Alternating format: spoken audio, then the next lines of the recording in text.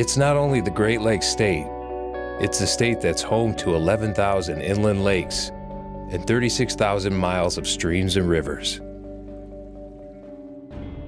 A land so blessed, go 6 miles in any direction and you'll discover water, fresh water, filled with fresh fish, which beckons anglers from near and far, fathers and sons, best buds and couples, grandparents and grandchildren, those who fish to live and those who live to fish. They skip work to skip stones, drop everything to drop a line. Lured by the tranquility, the thrill of landing the big one, and the sounds of waves slapping the side of their boats, they fish Michigan to get away from it all and brag about the one that got away. Yes, the tug of the line pulls at their hearts.